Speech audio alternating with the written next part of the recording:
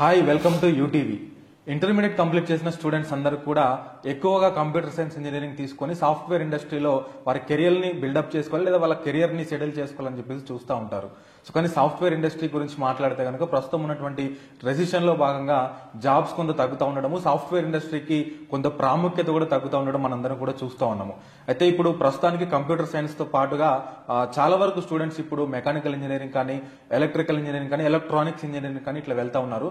So వీటితో పాటుగా aerospace engineering కూడా చాలా డిమాండ్ ఉంది ప్రస్తుతానికి. సో ఏరోస్పేస్ ఇంజనీరింగ్ గురించి మరిన్ని విషయాలు మనం తెలుసుకుందాం. మనతో పాటు మన దేశం ఎడ్యుకేషనల్ సర్వీసెస్ నుంచి రాజశేఖర్ రెడ్డి గారు ఉన్నారు. వారిని అడిగి ఏరోస్పేస్ ఇంజనీరింగ్ గురించి డీటెయిల్ గా మనం తెలుసుకునే ప్రయత్నం చేద్దాం. సార్ నమస్తే. నమస్తే అండి. ఎలా ఉన్నారు సార్? ఫైన్ అండి, absolutely fine. So aerospace engineering గురించి మాట్లాడుకుంటే సార్, సో ఇప్పుడు ఏరోస్పేస్ ఇంజనీరింగ్ కి మళ్ళీ డిమాండ్ పెరిగింది. సో కంప్యూటర్ సైన్స్ లో ఏంటి అంటే సాఫ్ట్వేర్ ఇండస్ట్రీ కొంత తగ్గుతూ ఉండడంతో ఏరోస్పేస్ ఇంజనీరింగ్ కి డిమాండ్ పెరిగిందని చెప్పేసి చెప్తా ఉన్నారు. అసలు ఏరోస్పేస్ ఇంజనీరింగ్ అంటే ఏంటి సార్? ఈ కోర్స్ ఎట్లా ఉంటుంది? ఏరోస్పేస్ ఇంజనీరింగ్ అనేది ఎప్పటి నుండో ఉందండి. ఈ బ్రాంచ్ అనేది గత 15-20 సంవత్సరాలుగా కూడా చాలా మంది స్టూడెంట్స్ ఈ ఏరోస్పేస్ ఇంజనీరింగ్ అనేది జాయిన్ అవుతూనే ఉన్నారు. అయితే ఈ మధ్య కాలంలో అంటే కంప్యూటర్ సైన్స్ ఇంజనీరింగ్ కు డిమాండ్ వచ్చినప్పటి నుండి even electronics and communication engineering ఏదైతే డిమాండ్ గా చెప్పుకుంటామో ఈసీఈ లాంటి బ్రాంచ్ కూడా స్టూడెంట్స్ అనేది తగ్గిపోయారు. ఈవెన్ మెకానికల్, సివిల్, ఎలక్ట్రికల్ ఇలాంటి బ్రాంచెస్ వైపు, కోర్ బ్రాంచెస్ వైపు వెళ్ళిపోయే వాళ్ళు చాలా వరకు తగ్గారనమాట. అయితే ఈ మధ్య కాలంలో ఎప్పుడైతే ఈ రెసిషన్ అనేది రైజ్ అయిందో, ఇప్పుడు already final year pass out అయ్యి బయటకు వచ్చే స్టూడెంట్స్ కు ఈ ఐఐటీస్ లాంటి ఇన్స్టిట్యూషన్స్ లో కూడా ప్లేస్మెంట్స్ అనేది ఒక టఫ్ ఛాలెంజ్ అయిన తరుణంలో ఎక్కువగా స్టూడెంట్స్ ఇప్పుడు ఏరోస్పేస్ ఇంజనీరింగ్ వైపు ఇంకా కాస్త ఇంట్రెస్ట్ అనేది చూపిస్తూ ఉన్నారనమాట. అయితే ఏరోస్పేస్ ఇంజనీరింగ్ ఏంటంటే మనకు ఇది కూడా సేమ్ బీటెక్ లో computer science engineering, ECE, mechanical ఎలాగైతే బ్రాంచెస్ ఉన్నాయో అలా ఒక వన్ ఆఫ్ ది బ్రాంచ్. ఇది కూడా 4 years ప్రోగ్రామ్ అనమాట. చాలా మంది స్టూడెంట్స్ ఏంటంటే ఏరోస్పేస్ ఇంజనీరింగ్ అనగానే పైలట్ అనేసి అనుకుంటూ ఉంటారు. అంటే సిపిఎల్ అనేది డిఫరెంట్ అండి ప్రోగ్రామ్, ఏరోస్పేస్ ఇంజనీరింగ్ అనేది డిఫరెంట్. ఏరోస్పేస్ ఇంజనీరింగ్ లో స్టూడెంట్ ఇక్కడ డిజైన్, మ్యానుఫ్యాక్చరింగ్ అండ్ దాంతోపాటు మెయింటెనెన్స్ సెక్టార్ వైపు వెళ్ళడానికి కంప్లీట్ గా 4 years ఎడ్యుకేషన్ దీని మీదనే ఉంటుందన్నమాట. సో ఏరోస్పేస్ తీసుకున్న స్టూడెంట్స్ కు మనకు విత్ ఇన్ ఇండియాతో పాటు అబ్రాడ్ లో కూడా ఆపర్చునిటీస్ అనేది ఎక్కువగా ఉంటాయి. అందుకే చాలా యూనివర్సిటీస్ తీసుకుంటే ఏరోస్పేస్ ఆఫర్ చేసే ఇన్స్టిట్యూషన్స్ అనేది ఎక్కువగా ఇంటర్న్షిప్స్ అనేది ఫారిన్ ఇంటర్న్షిప్స్ ఆఫర్ చేస్తూ ఉంటారు. అంటే మనకు ఏరోస్పేస్ ఇంజనీరింగ్ ఆఫర్ చేసే ఐఐటీస్ తో పాటు కొన్ని ప్రైవేట్ అండ్ డీమ్డ్ యూనివర్సిటీస్ ఉన్నాయి. దాంతో పాటు కొన్ని ఇంజనీరింగ్ కాలేజెస్ లో కూడా ఈ బ్రాంచ్ అనేది ఆఫర్ చేస్తూ ఉన్నారు. మనం టాప్ ఇన్స్టిట్యూషన్స్ తీసుకుంటే ఏరోస్పేస్ ఆఫర్ చేసేవన్నీ కూడా ఎక్కువగా ఫారిన్ ఇంటర్న్షిప్స్ అనేది ఆఫర్ చేస్తున్నారు. అంటే ఒక మంచి ఎక్స్పోజర్ కోసం స్టూడెంట్స్ కు ఫారిన్ లో ఇంటర్న్షిప్స్ అనేది కల్పిస్తున్నారు. వాస్తవంగా ఏరోస్పేస్ ఇంజనీరింగ్ కు కూడా మనకు యూరోపియన్ కంట్రీస్ లో కొంత అడ్వాన్స్డ్ టెక్నాలజీ ఉంది అనేది మనం చెప్పొచ్చు అనమాట.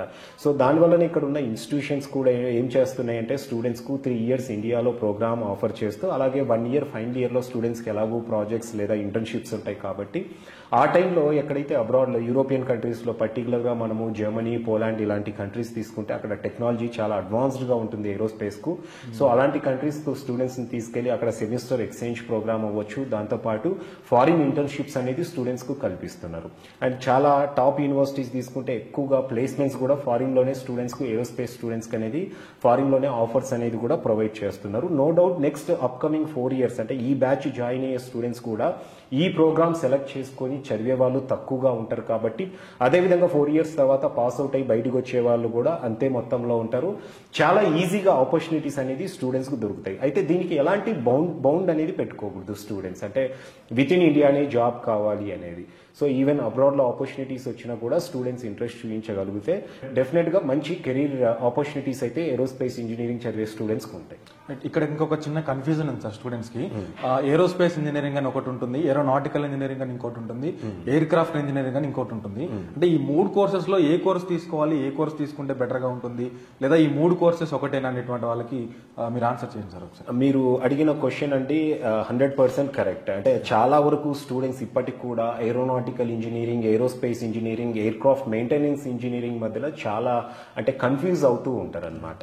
అయితే ఇక్కడ aeronautical engineering and aerospace engineering రెండు కూడా కొంత సిమిలర్ గానే ఉంటాయి. And air craft maintenance engineering అనేది కంప్లీట్ డిఫరెంట్ అండి.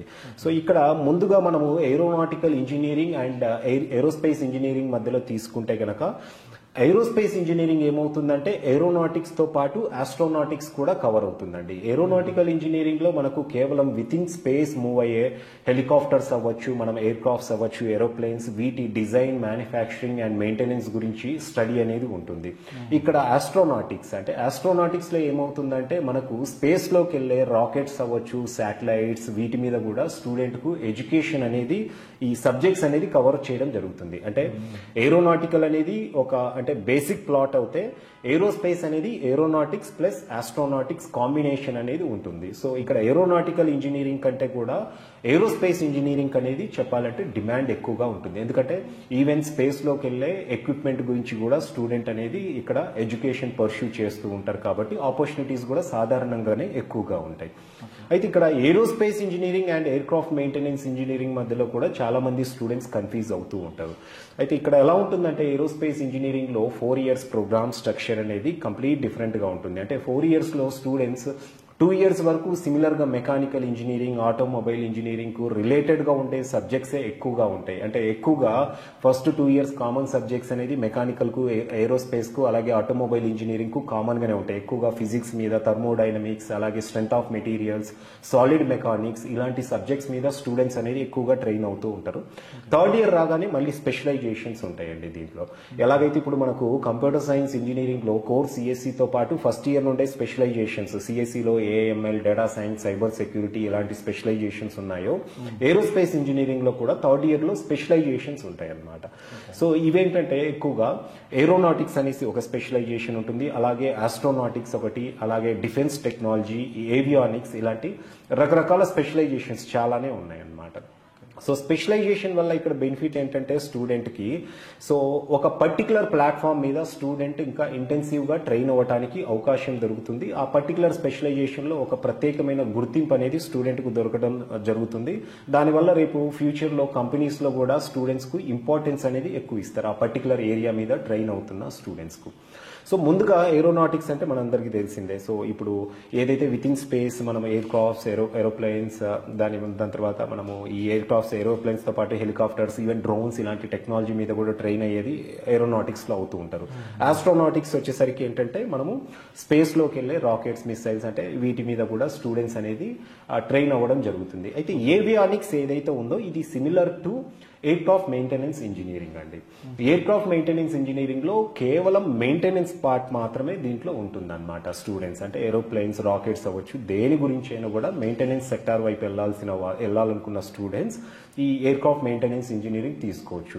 అంటే క్లియర్ గా దీంట్లో ఏంటంటే ఏరోస్పేస్ ఇంజనీరింగ్ అయితే డిజైన్, మ్యానుఫ్యాక్చరింగ్ తో పాటు మెయింటెనెన్స్ కూడా కవర్ అవుతుంది. ఎయిర్ క్రాఫ్ట్ మెయింటెనెన్స్ ఇంజనీరింగ్ అనేది ప్యూర్లీ మెయింటెనెన్స్ సెక్టార్ వైపే స్టూడెంట్ కు ఆపర్చునిటీస్ ఉంటాయి అన్నమాట.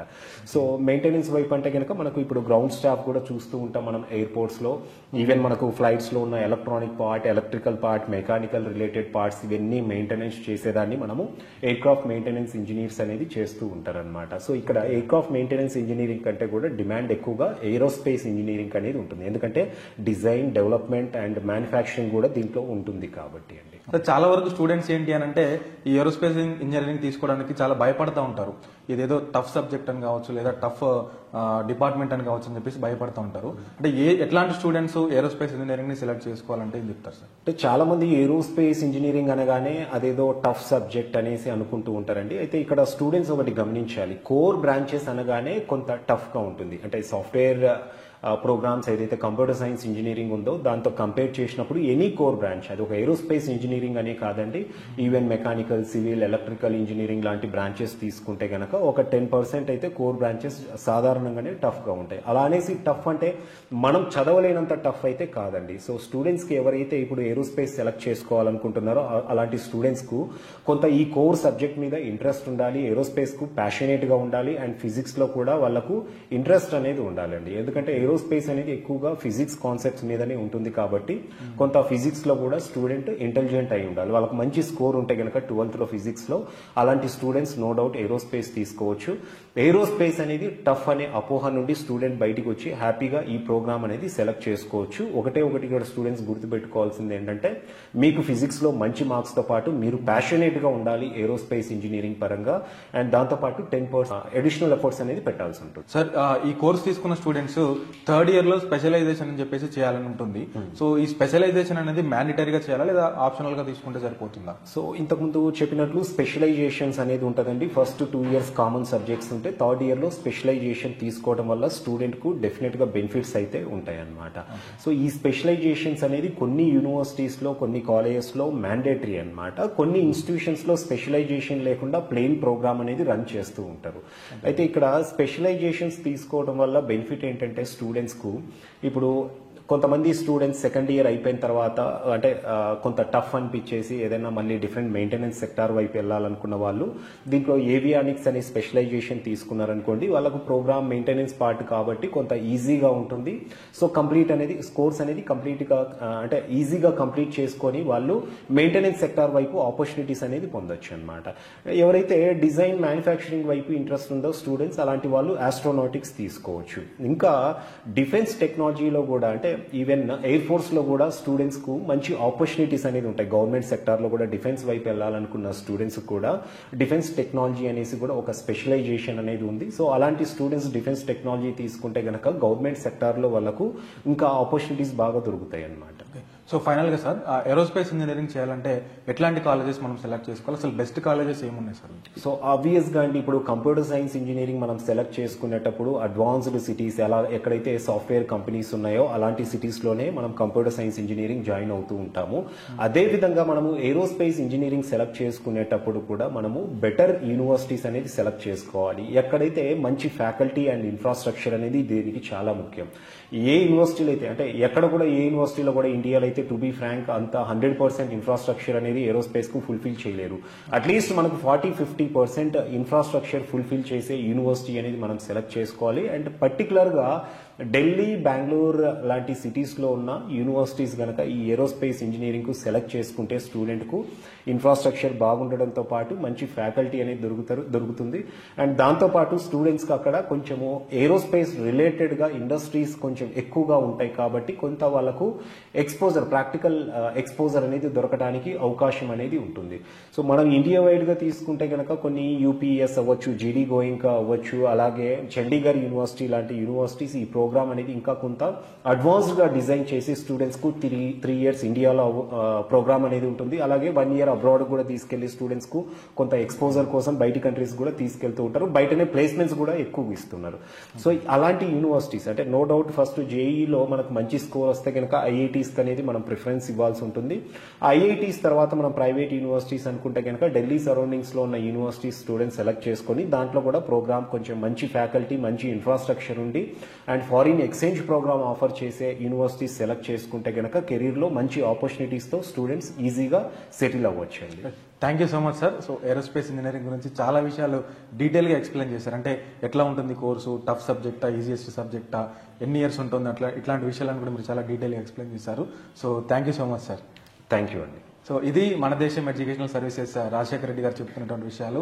ఏరోస్పేస్ ఇంజనీరింగ్ కి మంచి మంచి అవకాశాలు భవిష్యత్తులో రాబోతూ ఉన్నాయి.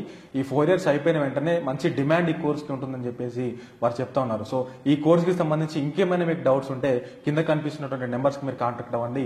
ఖచ్చితంగా వారు మిగతా డౌట్స్ అన్ని కూడా మీరు క్లియర్ చేస్తారు. సో మరొక మంచి టాపిక్తో మరొకసారి మీ ముందుకు వస్తాను. అంతవరకు చూస్తూనే ఉండండి యూటీవీ.